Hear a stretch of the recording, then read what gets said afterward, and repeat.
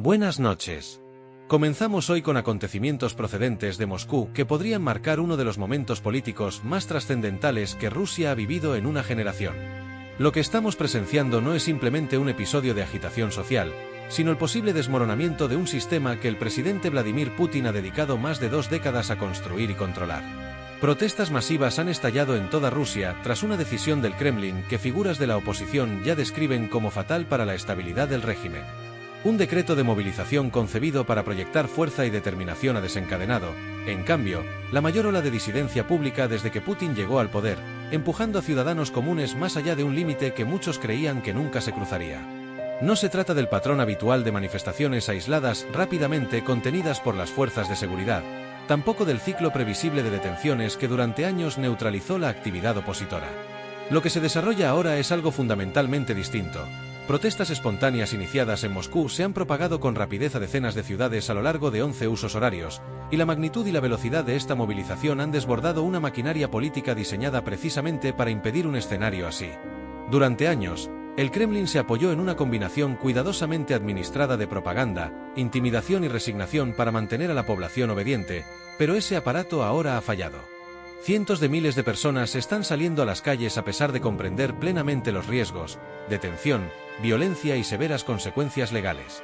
El miedo que durante tanto tiempo paralizó la disidencia ha sido reemplazado por algo mucho más peligroso para un sistema autoritario: la ira colectiva. El detonante inmediato fue el anuncio de Putin, hace apenas unos días, de una nueva y amplia orden de movilización. No se trataba del llamamiento limitado que el año pasado provocó pánico y una salida masiva del país, sino de una medida mucho más extensa que en la práctica coloca a todo el Estado ruso en una economía de guerra. Hombres de entre 18 y 65 años quedan sujetos al reclutamiento, las fronteras se cierran para impedir la huida, vehículos y equipos civiles pueden ser requisados, y la industria se orienta hacia la producción militar. La vida económica normal, en la medida en que aún existía, queda subordinada abruptamente a las exigencias del conflicto. En su discurso televisado, Putin intentó justificar estas medidas recurriendo a temas conocidos. Culpó a la expansión de la OTAN, a la agresión ucraniana y a supuestas conspiraciones occidentales, enmarcando el conflicto como una lucha existencial que requiere un compromiso nacional total y recurriendo a la imaginería y la retórica de la Gran Guerra Patria, tratando de revestir los fracasos actuales con el simbolismo del sacrificio histórico.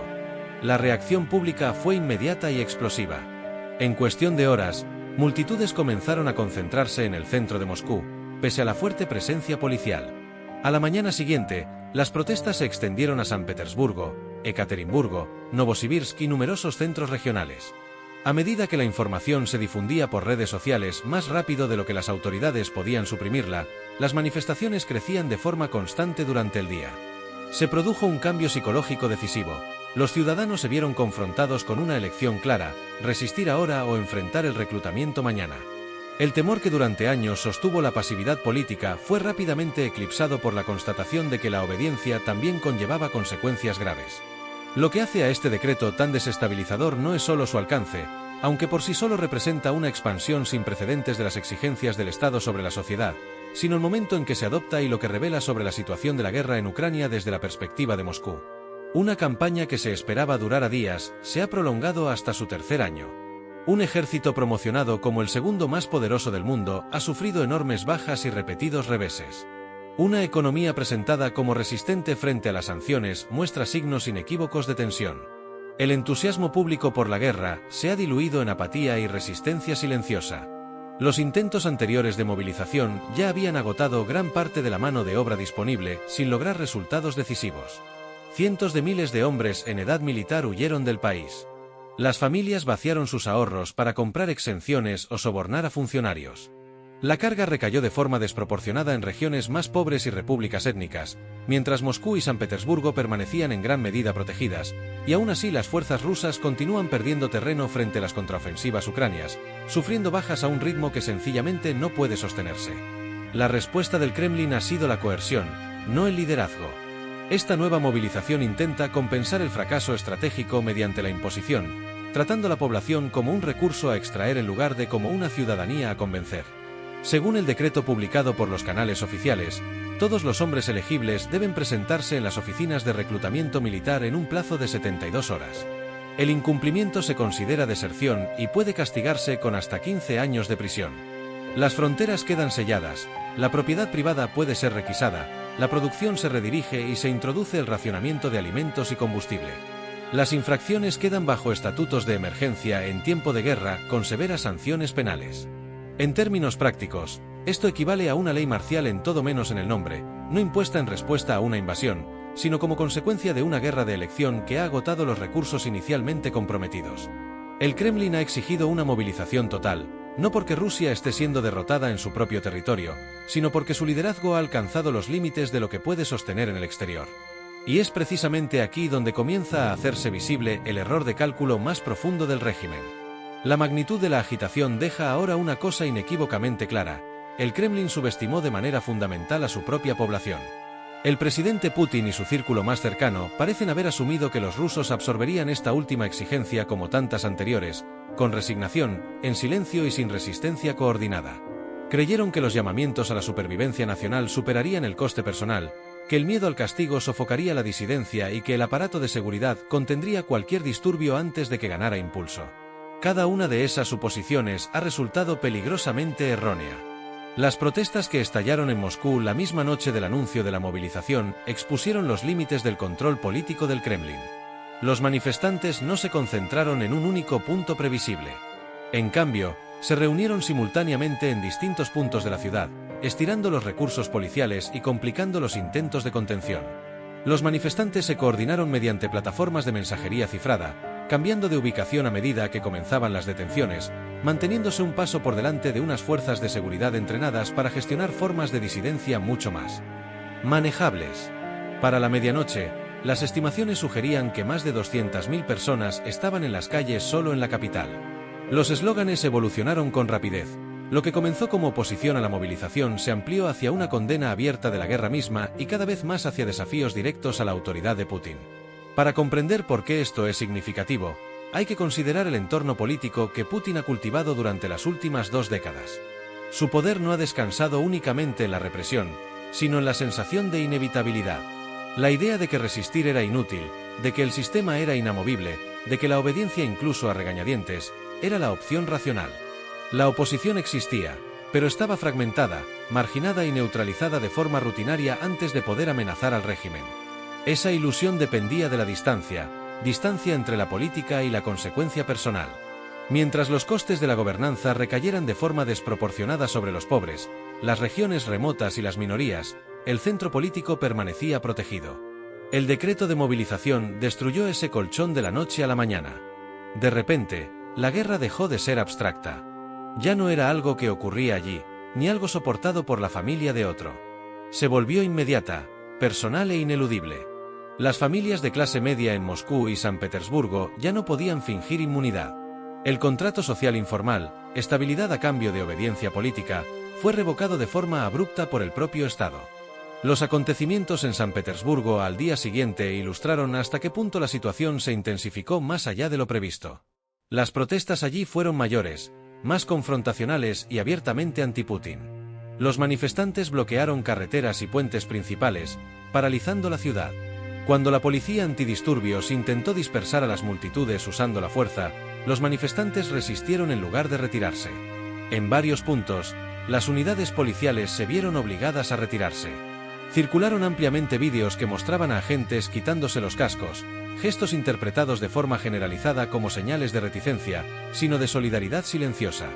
Surgieron informes de múltiples regiones que indicaban que unidades policiales locales se negaron a cumplir órdenes de enfrentarse a los manifestantes.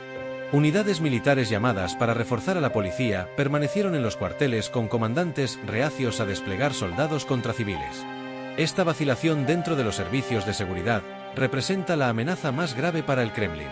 Los sistemas autoritarios dependen, en última instancia, de la disposición de las instituciones coercitivas del Estado a actuar con decisión contra la población. Esa disposición ahora parece incierta. Para policías y soldados por igual, el dilema es claro: hacer cumplir el decreto y reprimir las protestas y arriesgarse a convertirse en cómplices de un sistema que pronto podría reclutar a sus propias familias, o negarse a cumplir órdenes y enfrentarse a castigos, destitución o algo peor. Este cálculo socava la lealtad institucional de la que depende el régimen. Dentro del Kremlin, las opciones son uniformemente sombrías. Revocar la movilización supondría una admisión pública de debilidad, destruyendo la imagen de control que sostiene la autoridad de Putin. Intensificar la represión corre el riesgo de transformar la protesta en un conflicto civil sostenido y de fracturar potencialmente los propios servicios de seguridad. Esperar a que se agote el movimiento permite que la autoridad del Estado se erosione día tras día. La negociación ofrece poco alivio, ya que años de represión han eliminado a líderes opositores creíbles con los que pudiera entablarse un diálogo significativo. Evaluaciones de inteligencia occidentales sugieren un liderazgo paralizado por la indecisión. Putin no ha aparecido públicamente desde el anuncio, alimentando especulaciones tanto sobre su control del poder como sobre la cohesión de su círculo más cercano. Los medios estatales continúan insistiendo en que las protestas son pequeñas y dirigidas desde el extranjero, pero tales narrativas han perdido credibilidad a medida que los ciudadanos presencian los acontecimientos con sus propios ojos. A pesar de los esfuerzos de censura, la información sigue circulando a través de VPN y canales cifrados. El monopolio del Kremlin sobre el espacio informativo construido pacientemente durante muchos años se ha fracturado en cuestión de días. De forma crucial, la disidencia ya no se limita a los activistas. Trabajadores de plantas de defensa han iniciado paros laborales, funcionarios regionales han criticado públicamente el decreto, líderes empresariales han pedido desescalada e incluso figuras religiosas, tradicionalmente alineadas con el Estado, han expresado su preocupación por el coste humano de la movilización. La coalición que sostiene el poder de Putin, siempre más transaccional que ideológica, muestra señales visibles de tensión. La cuestión central ya no es cómo se dispersarán las protestas, sino si la estructura política en sí puede perdurar. Millones de rusos han llegado a la misma conclusión: la sumisión ahora conlleva riesgos mayores que la resistencia. Esa constatación no puede revertirse. Incluso si el régimen sobrevive a esta crisis, la relación entre el Estado ruso y su sociedad ha sido alterada de forma irreversible. La percepción de invulnerabilidad se ha roto. El conocimiento de que la acción colectiva puede desafiar a la autoridad ha echado raíces y una vez que ese conocimiento se extiende no puede desaprenderse. Y es precisamente aquí donde comienza a hacerse visible el error de cálculo más profundo del régimen. La situación en Rusia en la actualidad representa una de las crisis más profundas y complejas enfrentadas por el régimen de Vladimir Putin en más de 2 décadas de poder. El decreto de movilización militar, anunciado como una necesidad para reforzar la defensa frente al conflicto en Ucrania, se transformó en una fuente de explosión social y política, revelando una fragilidad que muchos analistas consideraban inalcanzable hasta hace poco. Este fenómeno no es solo una manifestación de descontento, es una señal de que las estructuras de control del Estado llevan mucho tiempo bajo una presión creciente, que ahora ha desbordado en protestas masivas que desafían el monopolio de la narrativa oficial. Desde la publicación del decreto, las calles rusas se han convertido en escenario de una movilización espontánea, masiva, rápida y casi generalizada. En cuestión de horas, decenas de ciudades, desde Moscú y San Petersburgo hasta regiones remotas, han visto a miles de personas salir a las calles para expresar su oposición no solo a la movilización, sino también al propio conflicto en Ucrania, considerado por gran parte de la población como una guerra injusta, desgastante y cada vez menos justificable. Estas manifestaciones, inicialmente pequeñas y puntuales, evolucionaron rápidamente en una ola de protestas que tomó proporciones inesperadas, con decenas de miles de rusos desafiando la fuerte presencia policial y las amenazas de severas sanciones, incluyendo penas de prisión de hasta 15 años por desobediencia o resistencia a las órdenes. El impacto psicológico y simbólico de estas protestas es de una magnitud que sorprende incluso a los analistas más cautelosos. El Kremlin siempre contó con una estrategia de control que combinaba represión, censura y propaganda, con el objetivo de crear una apariencia de estabilidad e inalterabilidad. Este sistema, que se sostenía en la idea de que el pueblo ruso aceptaría pasivamente cualquier sacrificio en nombre de un supuesto destino grandioso, comenzó a mostrar sus grietas. La gente, cansada de años de crisis económica, corrupción endémica y arbitrariedad, se vio enfrentada a una cuestión de supervivencia: resistir ahora o enfrentar el reclutamiento forzoso, que afectó a hombres de 18 a 65 años, con la perspectiva de una guerra sin fin o de pérdidas irreparables. Las redes sociales y plataformas de mensajería cifrada desempeñan un papel central en este escenario, permitiendo que las protestas mantengan su coordinación y que la información circule incluso frente a la censura oficial. Vídeos de manifestaciones en varias ciudades, con jóvenes, trabajadores e incluso figuras públicas criticando la guerra y clamando por paz, circulan cada vez más rápido, alimentando la esperanza de que el descontento pueda transformarse en una fuerza política capaz de desafiar al régimen. Todo esto ocurre en un momento en que la economía rusa, altamente dependiente del conflicto y de las sanciones internacionales, muestra signos de estrés profundo.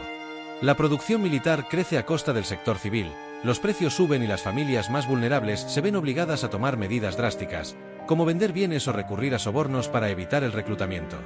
Otro aspecto que impresiona es la creciente vacilación dentro de los propios cuerpos de seguridad del Estado. Policías, soldados y oficiales comienzan a mostrar signos de duda y resistencia, negándose a enfrentar manifestaciones o a cumplir órdenes de represión agresiva. Hay informes de unidades policiales que se negaron a dispersar las protestas o incluso se retiraron, y de militares que, ante la perspectiva de enfrentar manifestantes desarmados o civiles, dudaron o perdieron la disposición de actuar. Esta inseguridad institucional es una señal clara de que el apoyo al régimen de Putin ya no es incondicional y que las fuerzas de seguridad pueden convertirse en una variable impredecible del sistema autoritario. Por todo ello, la crisis representa un momento de inflexión. El régimen de Putin, que se sostenía en la narrativa de fuerza e invencibilidad, está empezando a perder su capacidad de controlar la narrativa y el orden social. Incluso el aparato de censura, que hace pocos días parecía imbatible, hoy no puede contener la circulación de información e imágenes que muestran la verdadera extensión del descontento popular.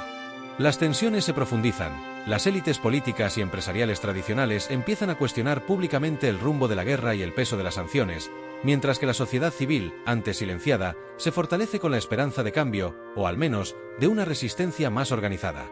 La inestabilidad interna en Rusia también tiene consecuencias geopolíticas de gran alcance. Un Estado cuyo control interno se debilita tiende a volverse impredecible en el escenario internacional, pudiendo alterar el equilibrio de poder en Europa, Oriente Medio y Asia Central. Diplomáticos, analistas militares y especialistas en geopolítica debaten si esta crisis interna abrirá camino a un cambio de régimen, una división dentro del propio Kremlin o una escalada del conflicto en Ucrania. De cualquier forma, la narrativa de una Rusia invulnerable y dominadora está siendo definitivamente desafiada por una sociedad que, aunque sacrificada y reprimida durante años, ahora percibe que la resistencia es posible, que la fuerza del pueblo puede desafiar el autoritarismo y que, más temprano o más tarde, este proceso de insubordinación se reflejará en la política global. En definitiva, lo que hasta ayer parecía ser una movilización acotada y controlada, hoy se presenta como una crisis de gran escala que puede cambiar los rumbos de una de las mayores potencias del mundo y reconfigurar el escenario de poder en el siglo XXI. La fuerza de las calles, el coraje de los manifestantes y la creciente resistencia muestran que, incluso en regímenes autoritarios, hay límites que pueden romperse y que el miedo, por más reforzado que sea, no dura para siempre.